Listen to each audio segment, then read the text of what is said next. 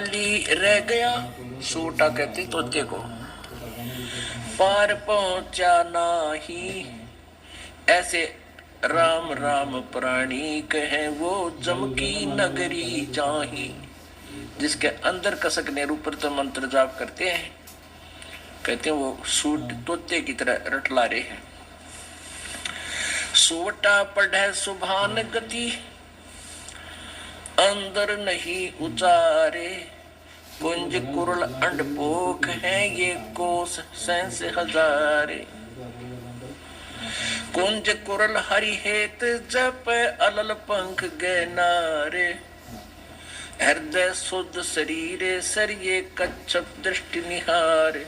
कितना अच्छा ज्ञान दिया, कितना एक सटीक उदाहरण दिया परमात्मा ने, एग्जाम्पल दिया है कि सुआ पढ़े सुभान गति, स्वाभाविक पढ़ रहा है तोता तो, अंदर नहीं उचारे, और कुंज कुरल अंडपोख है ये कोस सहस हजार।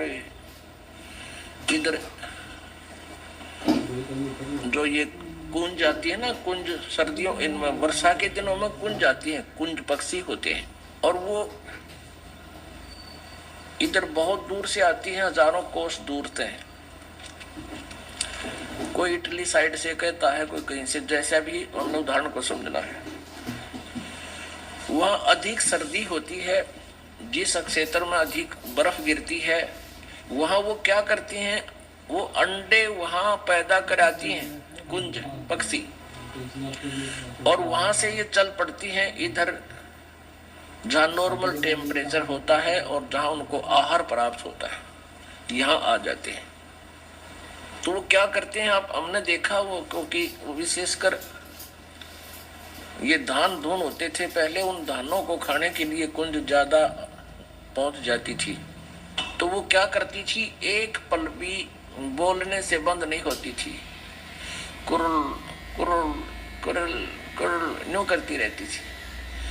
वो अपने अंडों की कसक में उन अंडों की तरफ उनकी एक विशेष तरंग जाती थी हृदय से, कि मेरे बच्चे कहीं मर ना जा, मेरे बच्चों का क्या होगा। तो वहां से वो अपनी उस तरंग से, उस कसक से, उस कुरलाहट से,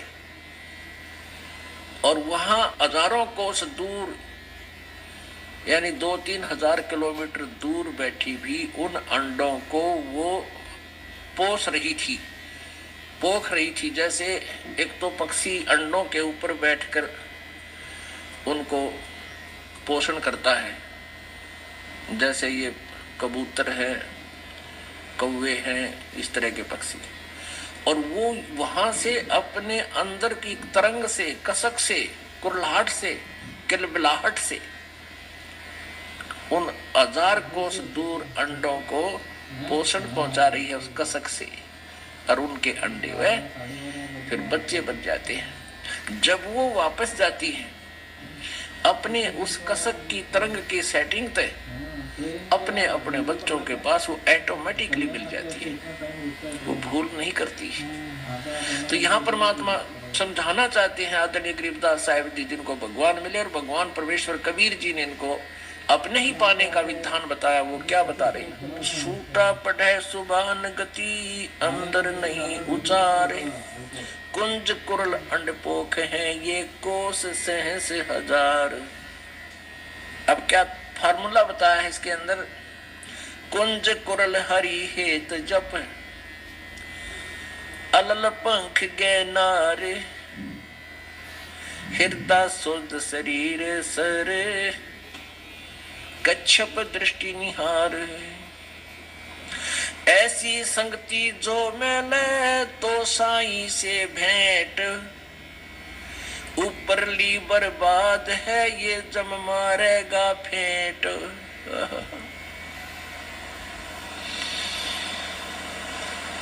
ऐसे यदि आप परमात्मा को याद करते हो तो आपकी सफल होगी, आपका साईं परमात्मा से भेंट माने साक्षात्कार होगा। कुंज कुरल हरि हेत जप अलल पंख गैनारे, हृदय शुद्ध शरीर सरण्यो कच्छप दृष्ट निहारे। जैसे आप जी ने यजुर्वेद अध्याय नंबर 40 के श्लोक नंबर 15 में, मंत्र नंबर 15 में सुना, उसमें क्या लिखा है? वायु अनिलम अमृतम अथिदम भस्मांतम शरीरम ओम करतो समर किलबे समर और कर्तुम समर। यदि तुमने ब्रह्म तक का लाभ लेना है, उसकी भी साधना करने का ये तरीका है। ओम नाम का जाप कर, काम करते करते कर। और किलबे माने किलबिलाहट के साथ, विशेष कसक के साथ, जैसे कुंज पक्षी अपने बच्चों की एक पल भी याद नहीं भूलता और हृदय से याद करता है, कुरुल कुरुल, यानी विशेष किलबिलाहट से, विशेष कसक के साथ। किलबे माने ऐसे ढंग से जाप कर जैसे कुंज पक्षी अपने बच्चों को, अंडों को याद करता है कुरलाहट से, अंदर की कसक से, उसको किलबे बोलते हैं। और कर्तुम समर, अपने जीवन का मूल कर्तव्य जानकर के मनुष्य परमात्मा प्राप्ति के लिए ही मिला है। ऐसे भगवान जब, तो तब कैसे होगा?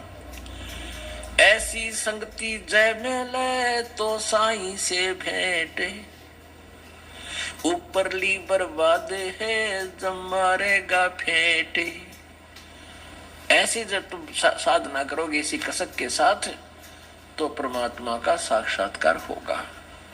और ऊपरली बर्बाद है, ऊपर आठ माला फेर दी, कहते परमात्मा कहते वो अच्छी बात है, अगर उसमें मंत्र में ध्यान रहा है तो वो सफल है।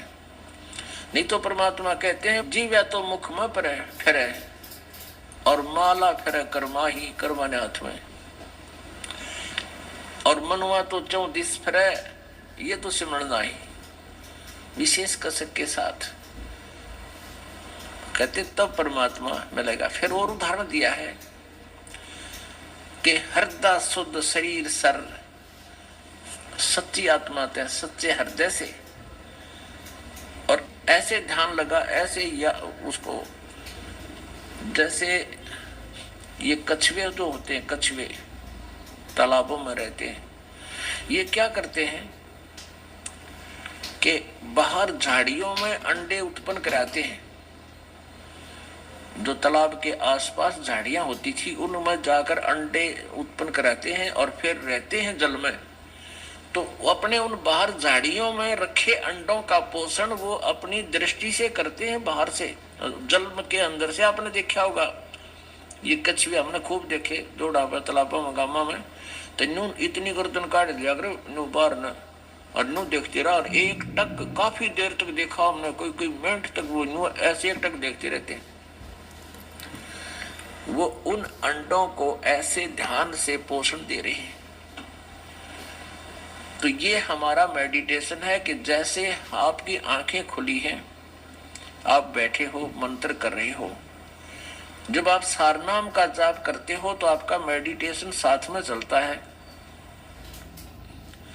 ये विधि हम उसको उपदेश देते समय बताते हैं। तो हमारा, जैसे हम यहाँ बैठे हैं और हमारा ध्यान उस सतलोक में है कि हम यहाँ नहीं रहेंगे, हमारा लोक यहाँ नहीं है, हम सतलोक में जाएंगे। जैसे एक अलल पक्षी होता है, उसको अनल पक्षी भी बोलते। अनल, अनल माने वायु होती है, अनिल, और वायु में विचरने वाला वो पक्षी होता है।